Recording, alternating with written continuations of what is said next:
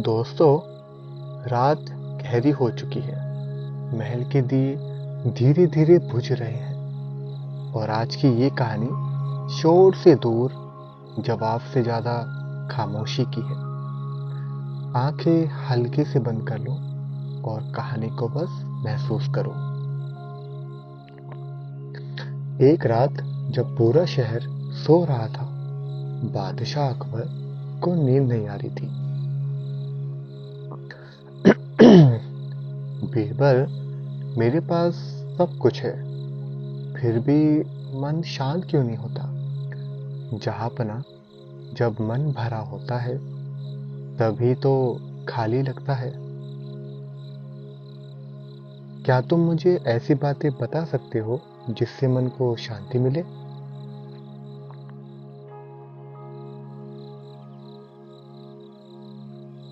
बीरबल कुछ बोले ही बिना अकबर को महल के बगीचे में ले गए, जहां चांदनी फूलों पर गिर रही थी। जहांपना, यहां बैठिए और कोई सवाल मत पूछिएगा। दूर से एक फकीर दिख रहा था, शांत, ठहराव और जमीन पे बैठा हुआ, और बहुत खामोश भी था। अकबर ने धीरे से बोला, बीरबल, यह फकीर कुछ करता क्यों नहीं? जहांपना, ये सब कुछ छोड़ चुका है और इसीलिए इसे अब कुछ करने की जरूरत नहीं। बीरबल ने जमीन से एक दिया उठाया और जहांपना को दिया और बोले, जहांपना, जब दिया जलता है तो तेल खत्म हो जाता है, और जब तेल खत्म होता है तो दिया शांत हो जाता है। अकबर बोले कि तो क्या शांति का मतलब सब कुछ खत्म होना होता है? बीरबल मुस्कुरा के बोले, नहीं नहीं जहांपना, शांति का मतलब है कि और कुछ पाने की भूख खत्म होना। अकबर ने आसमान की तरफ देखा। चांद बिल्कुल स्थिर था। अच्छा बीरबल, आज तुमने मुझे कोई जवाब नहीं दिया। जहांपना, कभी कभी जवाब ही नींद चुरा लेता है और खामोशी नींद ले आती है। बादशाह को बात समझ में आई। वो अपने कमरे में गए और उस रात अकबर बिना किसी और सवाल के गहरी नींद सो गए। दोस्तों, शांति बाहर नहीं होती, वो तब आती है जब हम कुछ भी चाहने की चाह छोड़ देते हैं। और अब सांस धीरे लो और नींद को अंदर आने दो। Good night.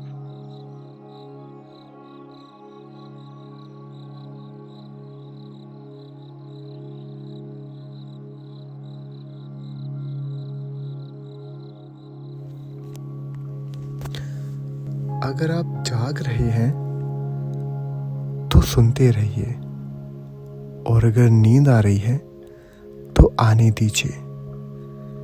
यहाँ कोई जल्दी नहीं, बस आराम से सुनते रहिए। अगर आंखें बंद भी हो जाएंगी तब भी कहानी चलती रहेगी।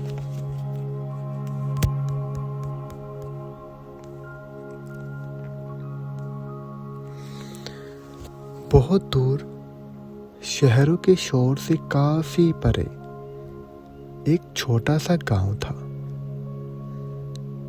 लोग कहते थे, इस गांव में आते ही इंसान वो पा लेता है जो उसे चाहिए। आज के इस भाग दौड़ वाली जिंदगी में कोई सुनता ही नहीं, ना दूसरों की, ना अपनों की, और ना अपने मन की।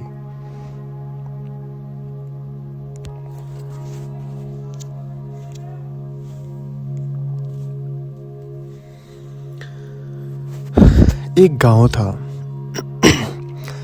जिसका नाम था नींदपुर। ऐसा कहा जाता है कि नींदपुर फेमस है नींदों के लिए। एक आदमी जो कि दुनिया घूमता था, हर जगह जाता था, वहाँ का खान पान, रहना सहना और कल्चर देखा करता था। उसने किसी से तो सुना था कि नींदपुर एक जगह है, जो भी वहाँ जाता है वहाँ से आने के बाद वहाँ का गाता नहीं है, क्योंकि वहाँ पे एक अलग ही सुकून मिलता है। अब सुकून का नाम सुनकर उस आदमी को चुल हुई। उसको लगा कि उसे जाना चाहिए, देखना चाहिए, क्या पता ये एक अफवाह हो। उस आदमी का नाम था अंकित। अंकित को रहस्यमयी जगह घूमना बहुत पसंद था, तो उसने तय किया कि अगले दिन सुबह सुबह वो नींदपुर के लिए निकल जाएगा। सुबह उठा, खाना पीना खाया, जल्दी जल्दी में नहाया, अपने कपड़े पैक किए, phone, charger, Bluetooth, power bank, ये सब बैग में रखा और एक कॉपी और एक पेन। बैग उठा के घर से निकला। बस स्टैंड तक पहुंचा ही था कि उसे उसका दोस्त का फोन आया। हालचाल पूछने के बाद उसके दोस्त ने उससे पूछा कि तू टेंशन में था, सब ठीक है? अंकित था तो टेंशन में, पर उसने हाँ मंजूर कर दिया कि ठीक ही हूं बस।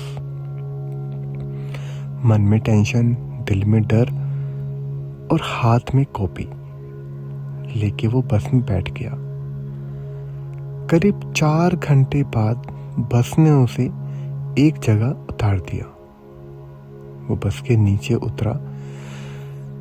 सामने एक बहुत बड़ा मैदान था, सूखा मैदान, जहां पे कोई दिख नहीं रहा था, ना जानवर ना इंसान, बस एक कच्ची मिट्टी वाला रास्ता था। उस रास्ते पर चलते चलते वो सोच ही रहा था कि ऐसी वीरान सी जगह कौन ही रहता होगा। अपने फोन में डेली की आदत इंस्टाग्राम, फेसबुक की रीलें स्क्रॉल करता करता आगे चल रहा था। कुछ दूर चलते ही एक बड़ा सा गेट दिखाई दिया। वो गेट करीब सालों पुराना लग रहा था और उस गेट पे लिखा था, यहाँ जो भी आता है यहीं का हो जाता है। अंकित को डर तो लगा, लेकिन फिर भी हिम्मत से वो आगे चला। उसने गांव में पहला कदम रखा और उसको महसूस हुआ कि जैसे उसने एक दरवाजा खोल के दूसरा दरवाजा बंद किया हो। गांव की हवा बहुत शांत और हल्की थी। कहीं दूर छोटे बच्चे की खेलने की आवाजें आ रही थी। गाय भैंसों के गले में बांधी हुई घंटी सुनाई दे रही थी। उस गांव में ना बड़े बड़े ट्रैक्टर थे, ना बड़ी बड़ी बिल्डिंग और ना भारी भारी मशीनें। रह रह के तो लोगों की हंसने की आवाजें आ रही थी। खैर, अंकित आगे चलता रहा। आगे चला तो उसे बहुत बड़ी हवेली दिखाई दी। दिखने में तो किसी राजा की हवेली दिख रही थी, लेकिन बहुत पुरानी थी। लेकिन समझने वाली बात ये थी कि किसी को भी डर नहीं था, और जो डर अंकित को लगना चाहिए था, दरअसल वो डर ही नहीं था। अंकित की धड़कनें जो पहले तेज हो रही थी, वो हल्की हल्की धीमी हो गई। अंकित गहरी सांस ले रहा था, जैसे मानो वो इस गांव में पहले भी आ चुका हो। अंकित ने अपना बैग हाथ में लिया और उस हवेली के गेट तक पहुंचा। अंकित ने हाथ लगाया ही था, हल्का सा गेट खोला तो पुराने गेट की चरचर आवाज से गेट खुल गया। अंदर देखा तो एक बूढ़ी अम्मा थी, जिनके आसपास छोटे छोटे बच्चे खेल रहे थे। अंकित आगे बढ़ा और उस बूढ़ी अम्मा के पैर छुए। बूढ़ी अम्मा ने सर पे हाथ प्यार से रखा और बोला, बेटा चारपाई पर बैठ जाओ। अंकित बैठ गया और गांव का शुद्ध नेचुरल पानी पिया। ये पानी तो आरओ को भी फेल कर रहा था। हवेली के बाहर से रह रह के कुछ आवाजें आ रही थी। कोई खेत पर जा रहा था तो कोई बैल के साथ चल रहा था। ये सब सुन के अंकित को हल्का महसूस हुआ। अंकित ने सोचा, यहाँ कितनी शांति है, ना दुनिया की भागदौड़, ना ऑफिस का प्रेशर और ना कुछ बात। तो शाम होते होते अंकित ने खाना खाया और खाना खा के बूढ़ी अम्मा के पास बैठ गया। बूढ़ी अम्मा से पता चला कि ये हवेली उसकी पिताजी की थी। उसके पिताजी यहाँ के बहुत बड़े ठाकुर थे। ये बातें अंग्रेजों के जमाने की हैं, करीब 1916 की। उसके पिताजी की मौत के बाद वो अकेली उस खानदान की बच्ची थी, तो वो हवेली उसके पास आ गई। उस बूढ़ी अम्मा के 2 बेटे थे। एक बेटा जल्दी मर गया था और दूसरा बेटा शहर में जाके बस गया था। खैर, उस बूढ़ी अम्मा की लाइफ के बारे में बाद में बात करेंगे। अभी चलते हैं अंकित की तरफ। अंकित ने बताया कि वो एक कंपनी में सॉफ्टवेयर इंजीनियर है, लेकिन आजकल वो बहुत परेशान है। सुबह उठना, जल्दी जल्दी खाना खाना, ऑफिस की कैब पकड़ के ऑफिस में जाना, वहाँ सुबह से शाम बैठना, जी सर जी सर जी सर बोलना। ये जिंदगी अंकित को कुछ खास पसंद नहीं आई। फिर एक दिन किसी ने उसे बताया नीमपुर के बारे में, तो वो चला आया। बूढ़ी अम्मा ने, रात हो गई थी बातें होते होते, बूढ़ी अम्मा ने उसको चारपाई पे बैठने को बोला और कहा कि जो भी कुछ है नीचे जमीन पे रखो और सो जाओ, बस आंखें बंद करो। अंकित ने ऐसा ही किया, आंखें बंद करी।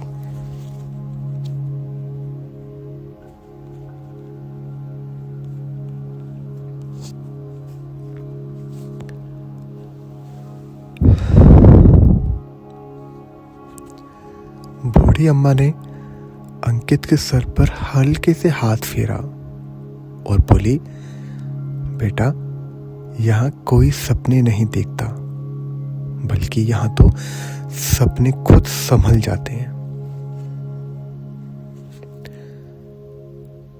छत से हल्का सा पीला उजाला आ रहा था। बाहर से रुक रुक के आवाजें आ रही थी, पत्थरों की सरसराहट, दूर कहीं नदी का बहना और उसकी अपनी सांसें।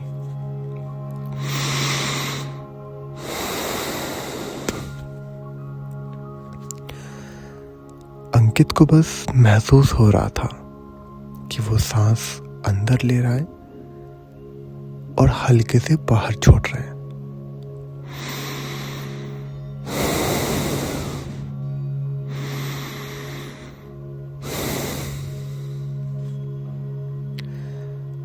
बूढ़ी अम्मा ने हल्के से बोला, जो भी बोझ है उसे जमीन को दे दो और अपने आप को नींद को सौंप दो।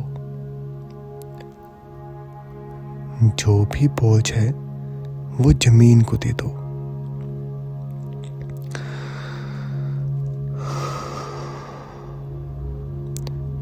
वैसे तो सब ठीक है और सब ठीक हो जाएगा। यही सोचते सोचते अंकित को नींद आ गई और वो एक गहरी नींद में सो गया। अंकित को याद भी नहीं था कि उसकी आंखें कब बंद हुई। अपने सपनों में वो वही गांव को देख रहा था, वो हवा, वो पेड़, वो चारपाई और वो माँ की आवाज।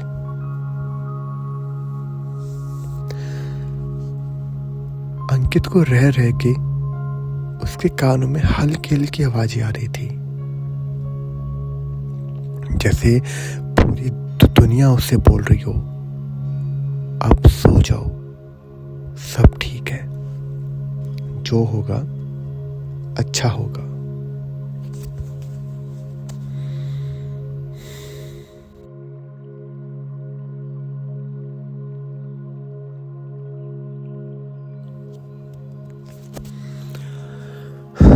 अकबर बीरबल की कहानी। एक बार देर रात की बात है। राजा अकबर अपने बिस्तर पर पड़े पड़े पानी मांगे जा रहे थे। उनको प्यास लगी थी। आसपास कोई नहीं था, ना उनका सेवक ना दरबारी। सो महल का कूड़ा कचरा साफ करने वाला मामूली सा नौकर वहां से गुजर रहा था। उसने जब देखा कि जहापना पानी मांगे जा रहे हैं बार बार, तो उससे रहा नहीं गया। उसने पास में ही रखे पानी का जग उठाया और जहापना को दे दिया।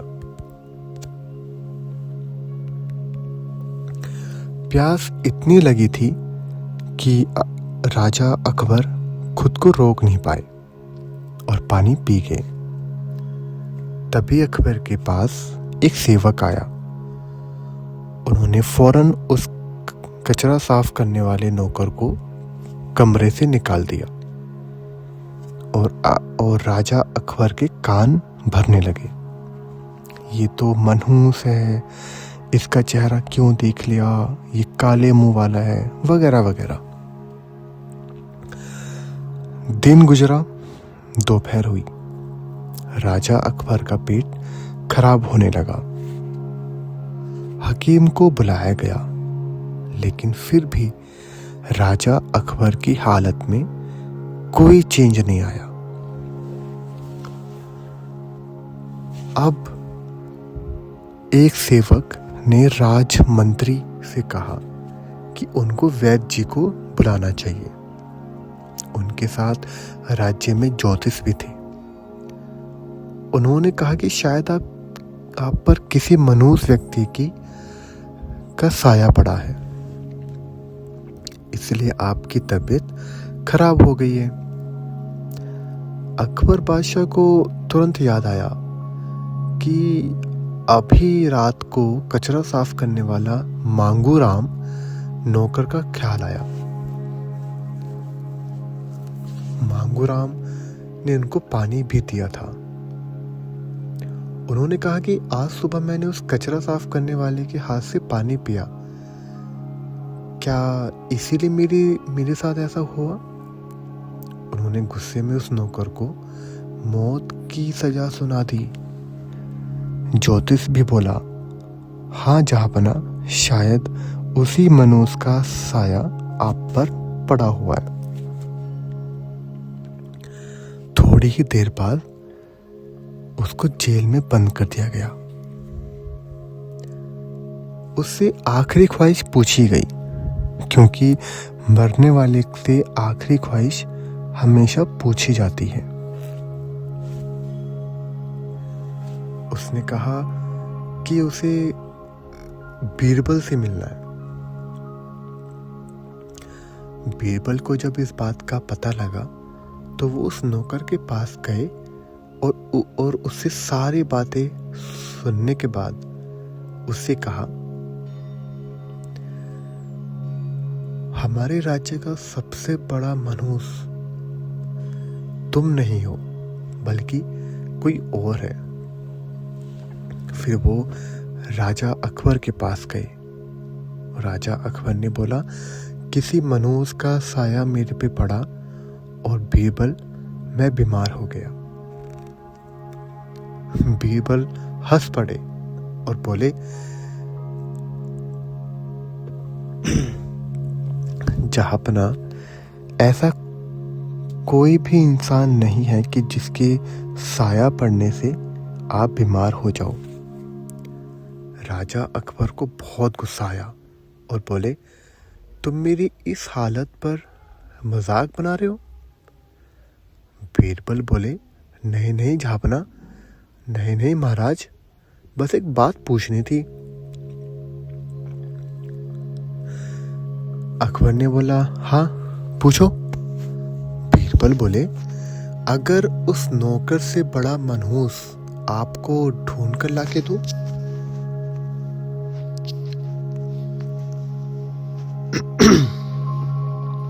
राजा ने बोला, उससे बड़ा मनहूस आखिर कौन ही होगा? बीरबल वो बोले, माफ करना जहाँपना, लेकिन सबसे बड़े मनहूस तो आप हैं। उस नौकर से बड़े मनहूस तो आप हुए ना जहाँपना।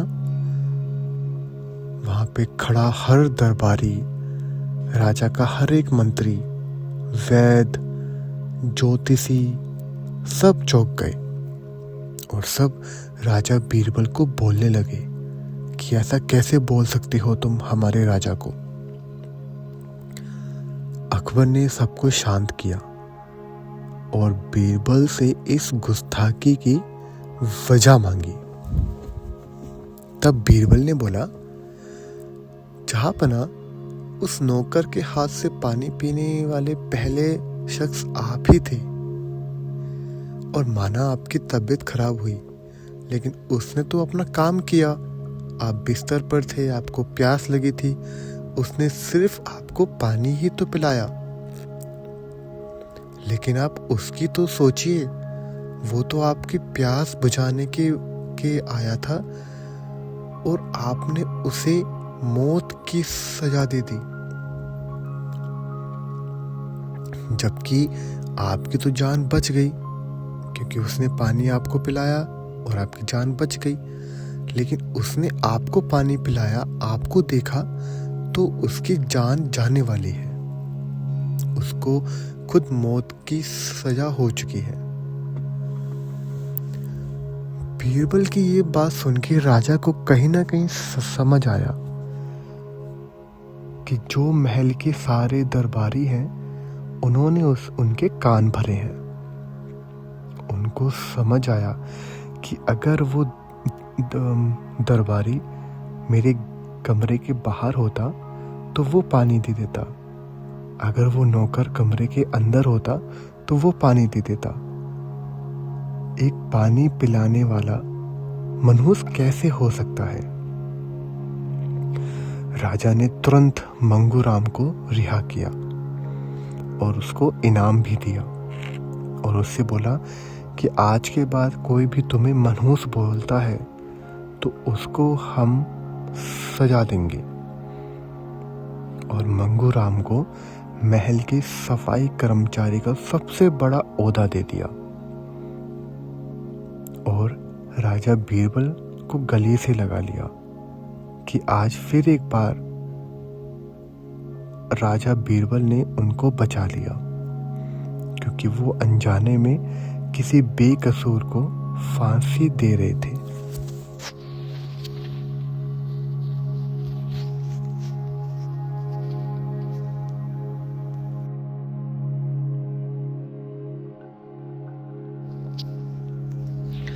एक दिन की बात है, राजा बीरबल अकबर के दरबार में नहीं थे। ऐसे में बीरबल से जलने वाले कुछ दरबारी अकबर के कान भरा करते थे। अक्सर ऐसा ही होता था, जब भी बीरबल दरबार में नहीं होते थे तो कुछ दरबारी को मौका मिल जाता था। आज भी ऐसा ही मौका था। कुछ दरबारी बादशाह से बोले, जहांपना, आप वास्तव में बीरबल को आवश्यकता से अधिक मान देते हैं। हम चारों लोगों से ज्यादा उन्हें चाहते हैं। आप उन्हें बहुत सिर चढ़ा रखा है, जबकि जो काम वो करते हैं वो काम हम भी कर सकते हैं, मगर आप हमें मौका ही नहीं देते।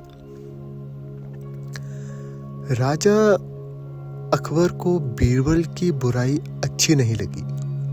उन्होंने उन चारों की परीक्षा ली।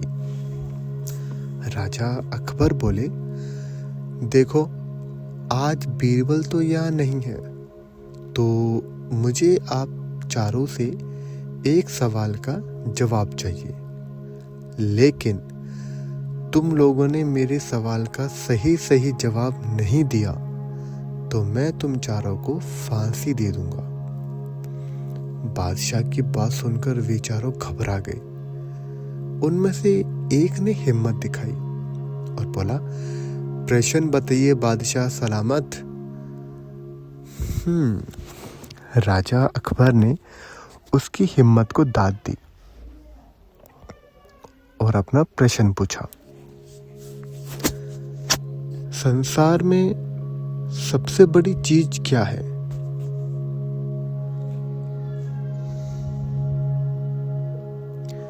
और सोच समझ कर जवाब देना।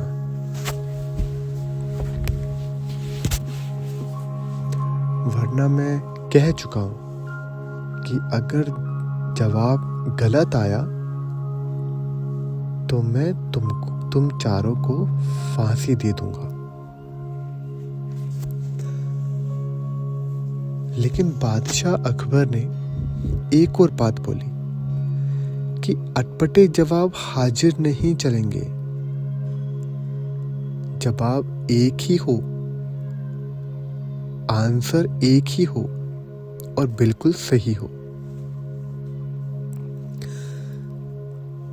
बादशाह से उन चारों ने 7 दिन की मोहलत ली और दरबार में से चले गए। राजा अकबर ने बोला, इन लोगों ने बीरबल से पंगा ले तो लिया है, लेकिन इनको शायद याद ही नहीं कि बीरबल बुद्धि में इनके बाप है।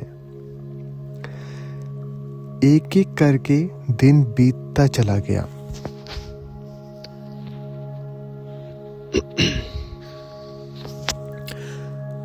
एक दरबारी बोला, मेरी राय में अल्लाह सबसे बड़ा है। तभी दूसरे ने बोला, पागल, अल्लाह कोई चीज नहीं है, कोई दूसरा आंसर सोचो। तभी चौथा बोला, सबसे बड़ी चीज है भूख, जो आदमी से कुछ भी करा सकती है। तभी एक दरबारी ने बोला, नहीं नहीं, भूख भी बर्दाश्त की जा सकती है। फिर क्या है सबसे बड़ी चीज? 6 दिन बीत गए, लेकिन उन्हें कोई उत्तर सूझा ही नहीं। हार कर वे चारों बीरबल के पास पहुंचे और उनको पूरी घटना बताई। उन चारों ने बीरबल से हाथ जोड़ के विनती करी कि वो राजा अकबर के इस सवाल का जवाब बता दें। बीरबल मुस्कुराए और उनसे बोला, मैं आपको प्रश्न का उत्तर बता तो दूंगा, लेकिन मेरी एक शर्त है। उन चारों ने बोला, हमें आपकी 1000 शर्त मंजूर है, बस आप हमें इस प्रश्न का उत्तर बता दीजिए, नहीं तो हमें फांसी हो जाएगी। तो क्या है आपकी शर्त? बीरबल बोले, तुम में से 2 जने अपने कंधों पर मेरी चारपाई रखकर दरबार तक ले चलोगे और तीसरा एक मेरा हुक्का पकड़ेगा और जो चौथा है वो मेरे जूते लेकर जाएगा और पैदल जाना है दरबार तक मेरे पीछे पीछे। ये सुनते ही चारों के रोंगटे खड़े हो गए। उनको गुस्सा तो आया, लेकिन मानो बीरबल ने उनके गाल पर कसकर तमाचा मारा हो, मगर वो कुछ बोले नहीं। मरता क्या ना करता, वो चारों उनकी शर्त मान गए। अगले दिन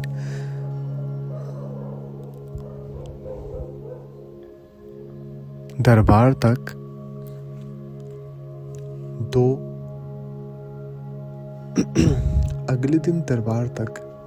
दो ने अपने कंधों पर बीरबल की चारपाई उठाई रखी। तीसरे ने उनका हुक्का और चौथा उनके जूते लेकर चल रहा था। सारे रास्ते लोग उनको आश्चर्य से देख रहे थे, यानी शॉक्ड रह गए थे। दरबार में बादशाह के सामने पहुंचकर जब बादशाह ने खुद ये मंजर देखा तो वो मौन रह गए। वहां सारे दरबारियों ने भी ये जब मंजर देखा तो सब हक्के बक्के रह गए। किसी को कुछ समझ में आया ही नहीं।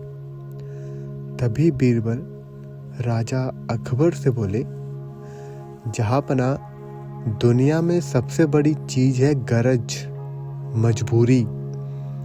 अपनी मजबूरी से पालकी यहाँ तक उठा के लाए हैं ये चारों। तो जहांपना, मजबूरी इंसान को कुछ भी करने पर मजबूर कर देती है। तो इस दुनिया की सबसे बड़ी चीज है मजबूरी। बादशाह मुस्कुराए और बीरबल को गले से लगा लिया। तो दोस्तों, याद रखो, कभी भी ऐसी मजबूरी आने मत दीजिएगा। ना कभी किसी से जलना और ना कभी किसी से दुश्मनी करना। मिलते हैं अगली कहानी में।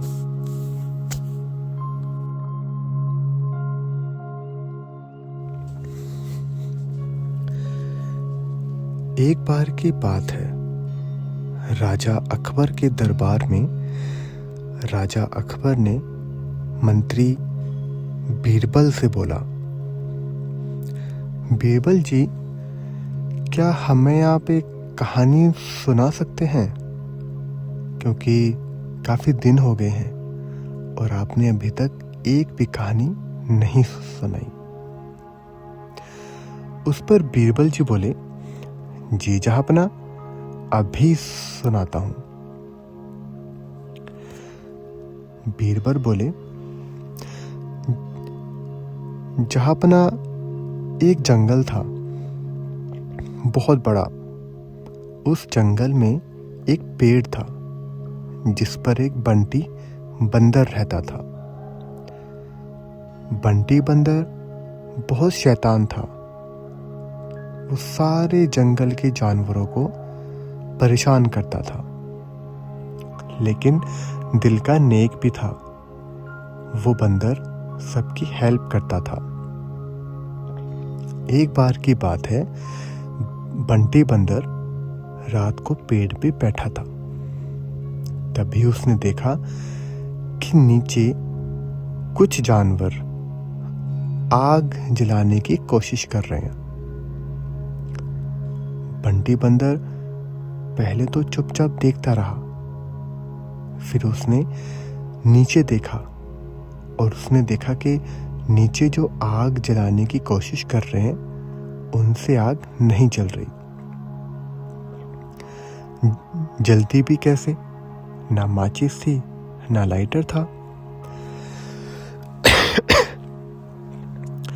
बंटी बंदर ने बोला, अरे भाई, अगर आपको आग जलानी है तो सूखे पत्ते रखो, 2 पत्थर लो और उनको घिसो, आग जल जाएगी।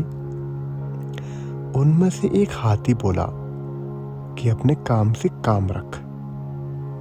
बंटी बंदर चुप हो गया और देखता रहा। काफी देर बाद जब आग नहीं जली तो बंटी बंदर नीचे आया और फिर बोला, अरे भाई, अगर आग जलानी है तो माचिस या लाइटर अगर ना हो तो सूखे पत्तों को इकट्ठा करो, 2 पत्थर लो और उनको घिसो, चिंगारी उठेगी, आग जल जाएगी। हाथी फिर से बोला कि अपने काम से काम ना रखा तो इस बार जान से जाएगा। बंदर ऊपर जाके चुपचाप बैठ गया। तभी नीचे से लोमड़ी बोली, अरे भाई लोग, क्या कर रहे हो? ये जो ऊपर चिंगारी उड़ रही हैं, इनमें से कुछ चिंगारी पकड़ो और नीचे रखो, आग जल जाएगी।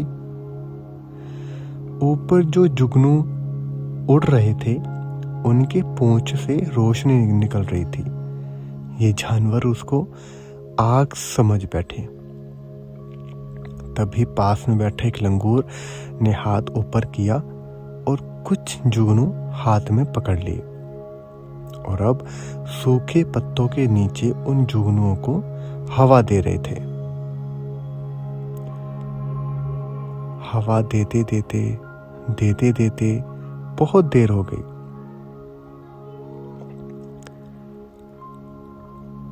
तभी बंदर ने देखा कि आग तो जल नहीं रही। वो फिर नीचे आया और बोला, अरे भाई, ये जुगनू हैं, इनसे आग नहीं जलेगी। तभी हाथी ने अपनी सूंड से बंदर की गर्दन पकड़ी और जोर से पटक मारा। जोर से पटके जाने से बंदर की वहीं मौत हो गई। तो झापना, अगर आप अपने काम से काम नहीं रखेंगे तो यही होगा। और कभी कभी किसी का भला करने के बाद भी खुद को चोट ही पहुंचती है।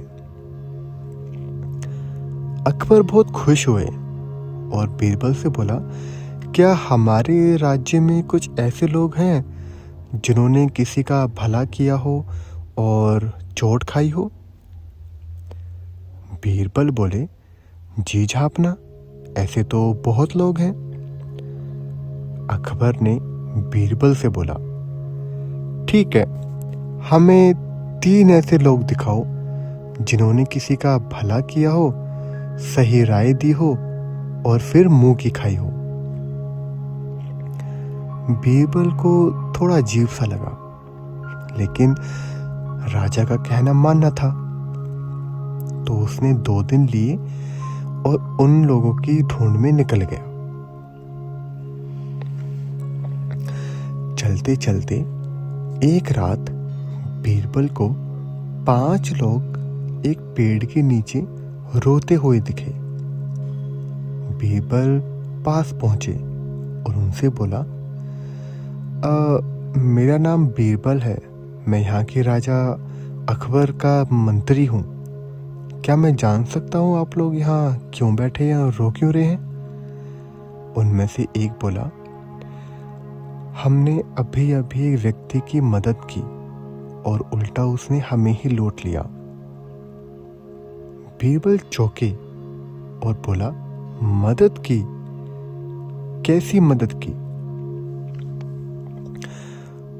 वो आदमी बोला, हम यहाँ से जा रहे थे अपनी बहन के यहाँ पे, क्योंकि उसके बेटे का विवाह है, तो हमें भात देने जाना था। हम आराम से घूमते घामते नाचते गारे जा रहे थे। हमने देखा एक व्यक्ति नीचे पैर पकड़ के बैठा हुआ है। हम उसके पास पहुंचे और पूछा कि भाई क्या हुआ? उस व्यक्ति ने बोला कि उसको नेवले ने काटा है, उसको बहुत दर्द हो रहा है। तो उन सब ने उस व्यक्ति का इलाज किया। इलाज करते करते रात हो गई थी, तो वो लोग वहीं सो गए। जब सुबह उठे तो वो व्यक्ति चोर निकला और उनके सारा सोना जवाहरात लेके भाग गया था। बीरबल को बहुत बुरा लगा कि उनके राज्य में मदद करने के बाद भी कुछ लोग ऐसे होते हैं। बीरबल बोले, क्या तुम मेरे सामने राजा के साथ चल सकते हो? क्योंकि राजा के सामने जाने से उनको आप परेशानी बताओगे तो वो आपकी मदद करेंगे। वो पांचों खुश हो गए। अगले दिन बीरबल राजा के सामने आए और बोला, जहांपना, ये पांचों के साथ गलत हुआ है।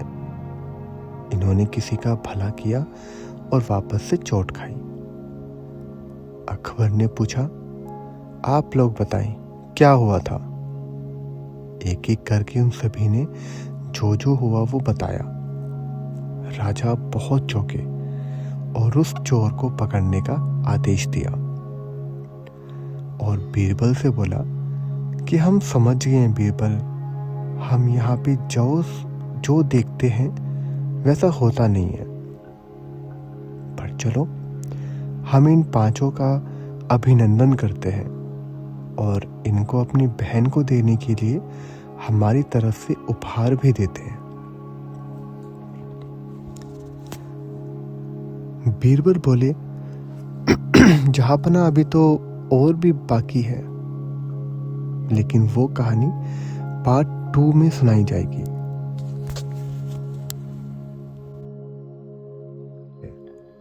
दिल्ली में इतनी ठंड पड़ रही थी कि रजाई भी रेजिग्नेशन देने वाली थी। बीरबल, ऐसा लग रहा है जैसे फ्रिज के अंदर वॉक कर रहा हूं, कैडेट। अकबर बीरबल की कहानी।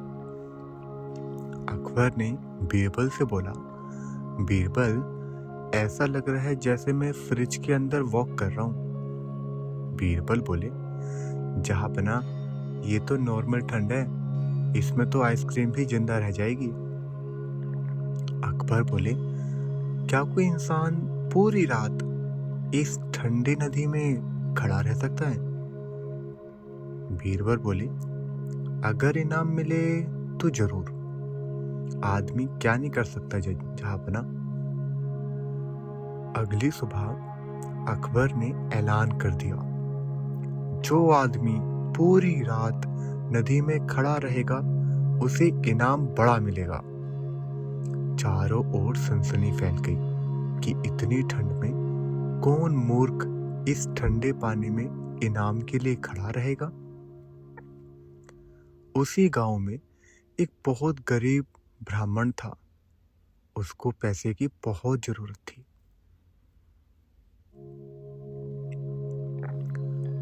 गरीब आदमी जहांपना के पास पहुंचा और बोला, इनाम मिलेगा, बस फिर तो मैं रेडी हूं जहांपना। रात भर वो आदमी कांपता रहा, लेकिन दूर महल की एक मशाल देखकर खुद को मोटिवेट करता रहा। उसको बादशाह की एक बात याद आई। बादशाह अकबर ने बोला कि तुम ना कपड़े पहनोगे, ना आग का सहारा लोगे और ना किसी और की मदद लोगे।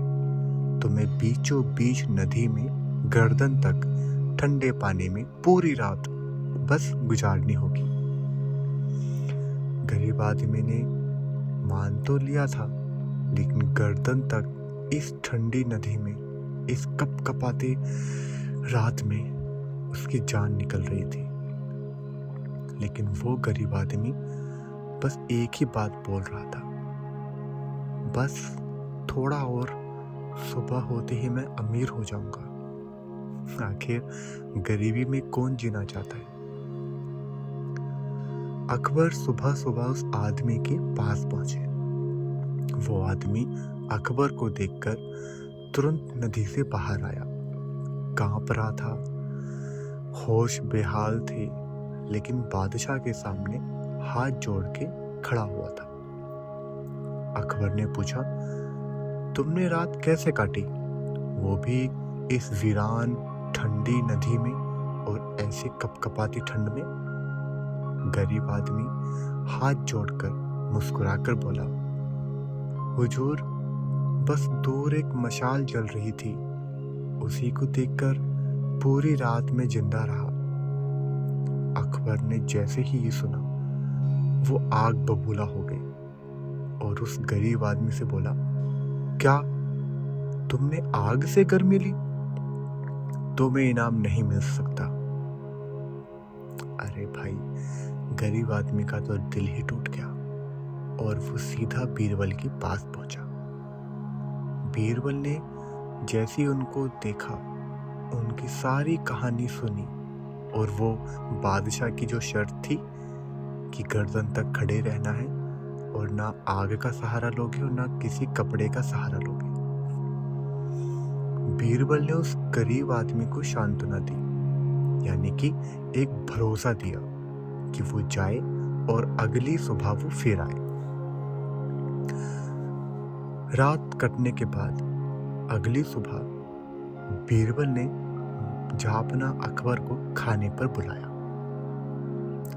अकबर अपनी मंत्रियों के साथ भूखे पेट बीरबल के सुबह सुबह घर पहुंचे और जाते ही पूछा, बीरबल, खाना किधर है?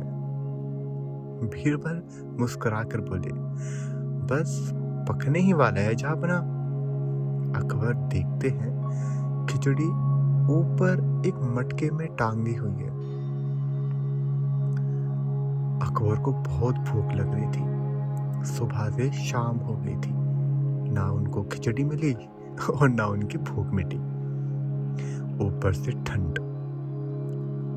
अकबर बीरबल से बोले, बीरबल, ये खिचड़ी आग से 10 फुट ऊपर है, पागल हो गए हो क्या?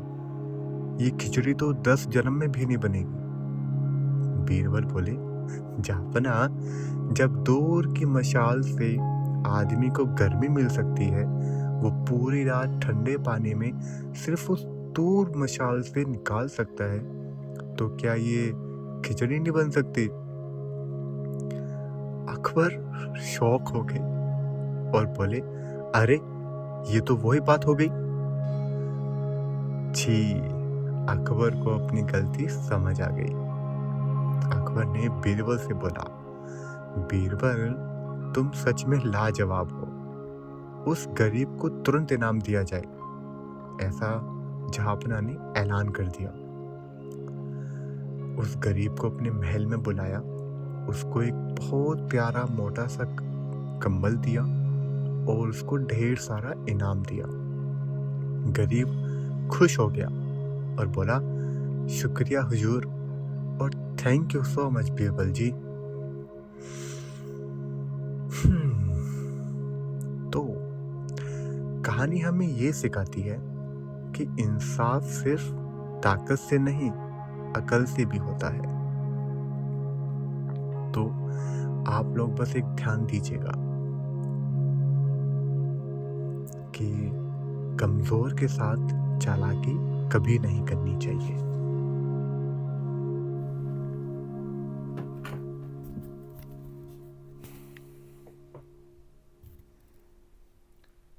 राजकुमारी और एक छोटी परी। बहुत समय पहले की बात है। एक राज्य था। उस राज्य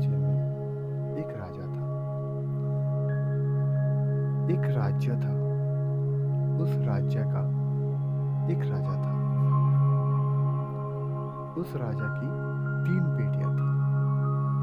बड़ी 2 राजकुमारियां तो महल के कामों में ही लगी रहती थी, जैसे राज्य में सेवा करना, छोटी मोटी समस्या का समाधान करना। पर सबसे छोटी राजकुमारी थोड़ी अलग थी, जिसका काम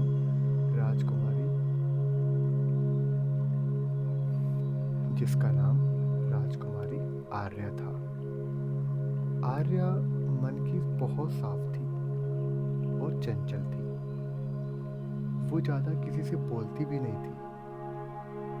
उसको बुक रीड करना बहुत पसंद था और जानवरों से प्यार बहुत था। राजकुमारी आर्या हमेशा महल के पीछे एक बहुत बड़ा जंगल था, उसको हमेशा देखती रहती थी।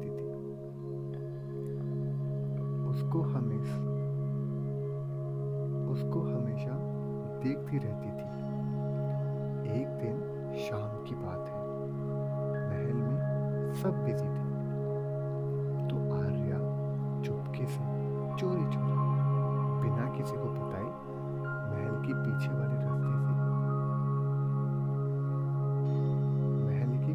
वाले रास्ते से निकलकर जंगल की तरफ चल पड़ी। आर्या को वैसे तो डर नहीं था, क्योंकि आर्या एक बहुत बड़े ब्रेव राजा की बेटी थी। आर्या जंगल की तरफ जा रही थी। जंगल में कच्चा रास्ता था। रास्ते की दोनों तरफ बड़ी बड़ी हरी घास थी। आसपास पेड़ पौधे थे। पेड़ों पर पक्षियां बैठे थे और पास से ही मोर की आवाज आ रही थी। आर्य को ये सब चीजें बहुत अच्छी लगी, क्योंकि वो पहली बार महल से बाहर आई थी। आर्या को खुली हवा, साफ मैदान, इस अनजान से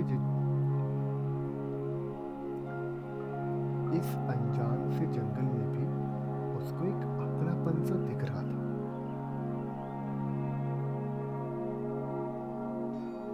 आर्या जंगल को बहुत करीब से देख रही थी।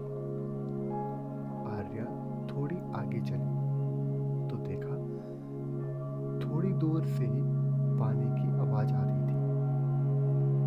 आर्या पानी की आवाज को फॉलो कर रही थी, तो उसने देखा कि जंगल के बीचों बीच एक बड़ा सा तालाब है, जहां कुछ हिरन पानी पी रहे थे।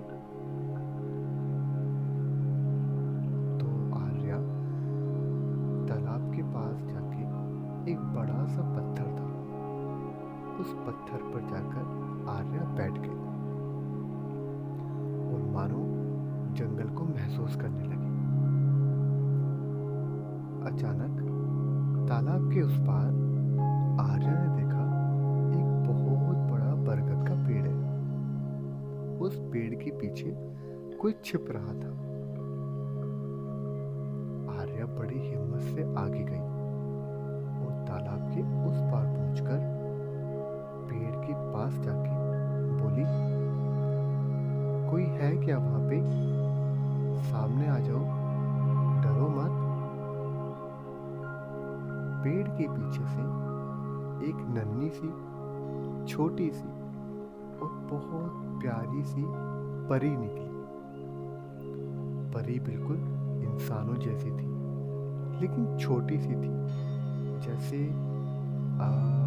Barbie doll.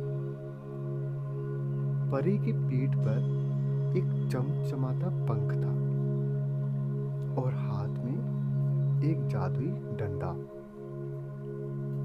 राजकुमारी आर्या बोली, मैं तुम्हें नुकसान नहीं पहुंचाऊंगी, मेरा नाम आर्या है।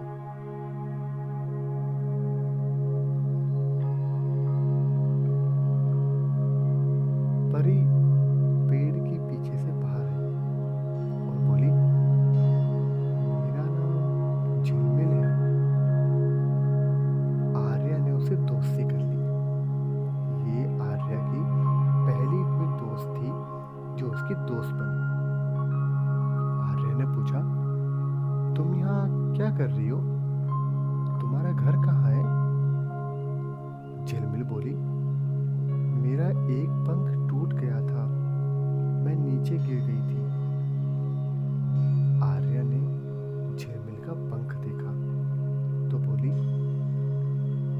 कोई नहीं, मैं ठीक कर सकती हूँ उसको, मेरे साथ महल में चलो।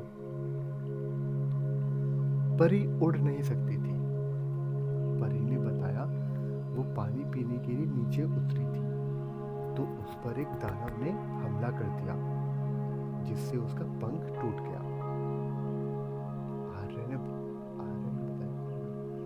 आर्या ने परी को बताया कि वो एक राजकुमारी है और पास में ही उसका महल है, तो वो परी की हेल्प कर सकती है।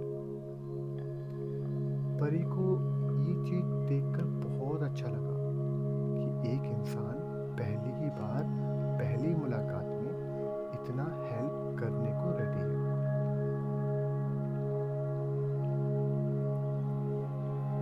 कि एक इंसान इतना हेल्प कर सकता है। राजकुमारी आर्या परी को चुपके से महल के अंदर ले आई और उसके पंख को ठीक करने लगी। जब तक परी का पंख ठीक नहीं हो जाता, परी आर्या के पास ही रहेगी। यहाँ आर्या ने परी का बहुत ध्यान रखा, क्योंकि उसको एक दोस्त जो मिल गई थी और दूसरी तरफ वो एक परी थी। आर्या ने हमेशा अपनी माँ से सिर्फ परियों की ही कहानी जानी थी। आर्या ने परी को पूरा महल घुमाया और अपने सारे खिलौने दिखाए। परी ने देखा और कुछ महसूस किया, पर कुछ बोला नहीं आर्या को। कुछ दिन बीत गए, परी ठीक होने लगी। अब आर्या और परी बहुत अच्छे दोस्त बन गए थे। आर्या और परी वापस जंगल में गए और उस दानव को ढूंढने लगे।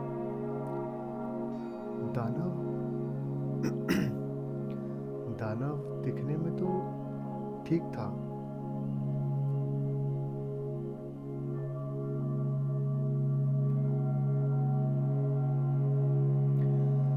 दानव दिखने में बड़ा था। बड़े बड़े दांत, बड़ी बड़ी आंखें, बड़े बड़े हाथ।